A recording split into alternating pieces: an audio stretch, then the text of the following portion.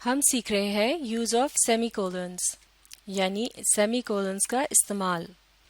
Semi colon punctuation کا ایک نشان ہوتا ہے جسے اس طرح سے لکھا جاتا ہے، یعنی ایک فل سٹاپ کی صورت میں ایک نقطہ سے لگایا جاتا ہے اور پھر اس کے نیچے ہوتا ہے کوما کا نشان۔ یہ اس طرح سے ایک دوسرے کے اوپر لکھے جاتے ہیں۔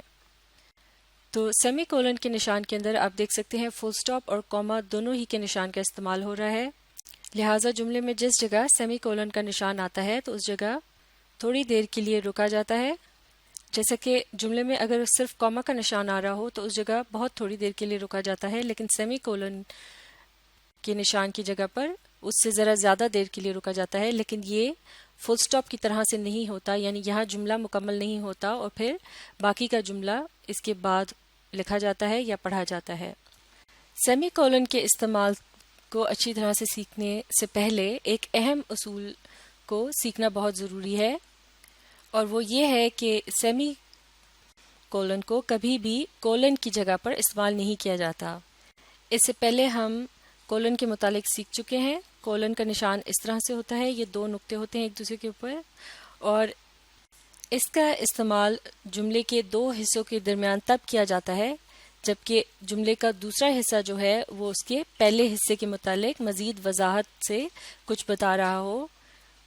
مثال کے طور پر اس جملے کو پڑھتے ہیں I have one goal، یعنی میرا ایک مقصد ہے، اور جملے کے دوسرے حصے میں لکھا ہے to find her، کہ اسے تلاش کرنا ہے۔ تو اب اگر جملے کے اس دوسرے حصے کو جملے سے الگ کر کے دیکھا جائے to find her، تو یہ ایک مکمل جملہ یا مکمل بات نہیں ہے۔ اس کی سمجھ صرف تبھی آئے گی جب اسے پہلے حصے کے ساتھ ملا کر پڑھا جائے۔ اور پہلے حصے میں جو ذکر ہو رہا ہے کہ میرا ایک مقصد ہے، تو دوسرے حصے میں جو ہے اس مقصد کے متعلق بتایا گیا ہے کہ وہ مقصد کیا ہے۔ اس کا مطلب یہ ہوا کہ دوسرا حصہ جو ہے جملے کا وہ پہلے حصے کے متعلق مزید تفصیل سے یا وضاحت سے بتا رہا ہے۔ تو اس قسم کے جملے کے اندر اس کے درمیان میں ان دو جملے کے یہ جو دو حصے ہیں ان کے درمیان میں ہمیشہ کولن کے نشان کا استعمال کیا جاتا ہے، جیسا کہ اس دوسرے جملے میں کیا گیا I have one goal اور پھر کولن کا نشان اور پھر to find her۔ تو یہ جو دوسرا جملہ ہے اس میں درست طریقے سے پنکچویشن کا استعمال کیا گیا ہے، لہٰذا یہ درست ہے، جبکہ یہ جو پہلا جملہ تھا یہ درست نہیں ہے کیونکہ اس میں کولن کی جگہ سیمی کولن کا استعمال کرنے کی کوشش کی گئی ہے۔ تو لہٰذا یہ ایک بہت اہم اصول ہے کہ سیمی کولن کو کبھی بھی کولن کی جگہ پر استعمال نہیں کیا جاتا۔ لہٰذا یہ جاننا بہت اہم ہے کہ کولن کو پھر کس کس جگہ استعمال کیا جاتا ہے تاکہ اس جگہ سیمی کولن کو استعمال نہ کیا جائے۔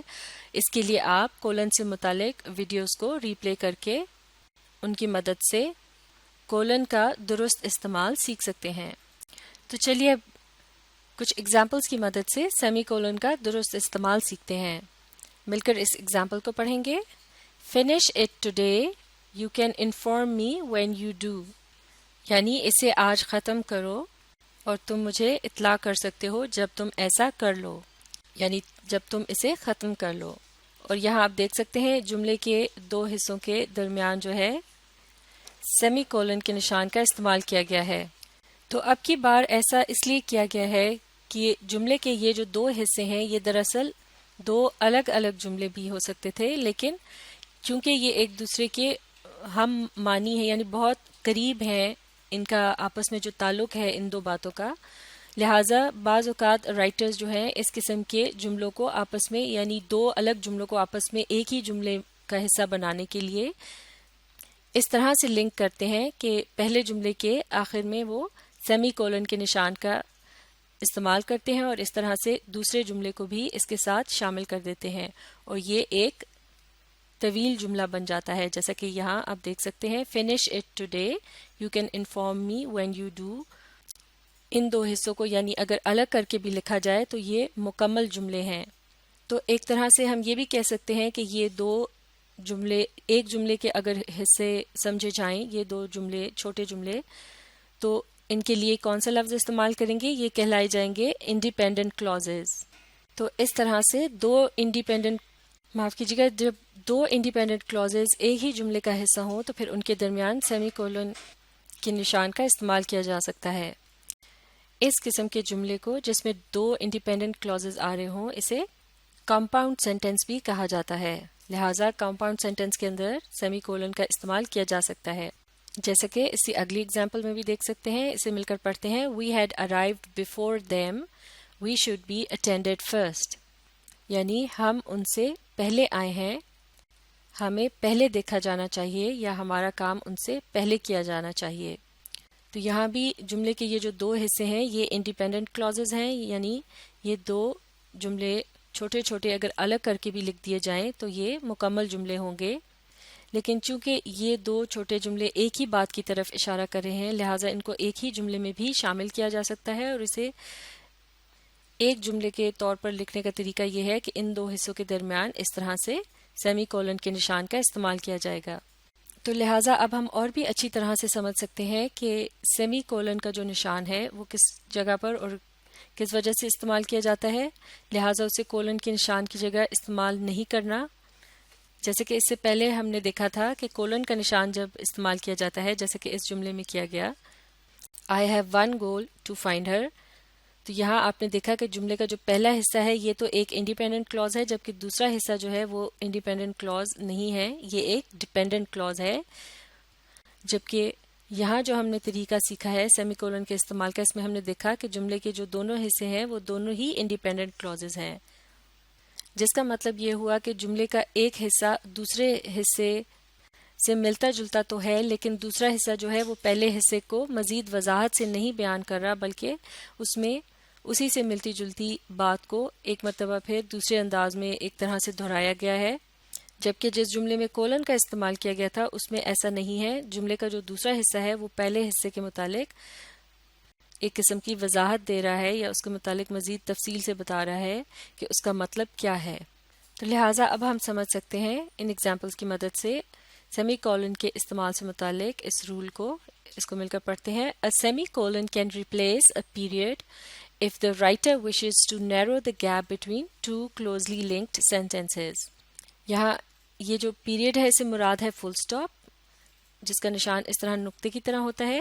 تو یہاں یہ کہا جا رہا ہے کہ سیمی کولن جو ہے وہ ایک فل سٹاپ کی جگہ استعمال کیا جا سکتا ہے اگر لکھنے والا جو ہے وہ دو کلوزلی لنکڈ یعنی ملتے جلتے جو جملے ہیں ان کے آپس کی جو گیپ ہے یا ان میں جو فاصلہ ہے اسے کم کرنا چاہ رہا ہو، یعنی ان دو جملوں کو ایک ہی جملے کا حصہ بنانا چاہ رہا ہو. تو پھر ان میں سے پہلے جملے کے آخر میں وہ کیا کرے گا؟ سیمی کولن کا اس طرح سے استعمال کرے گا، جیسے کہ ان ایگزامپلز میں آپ نے دیکھا.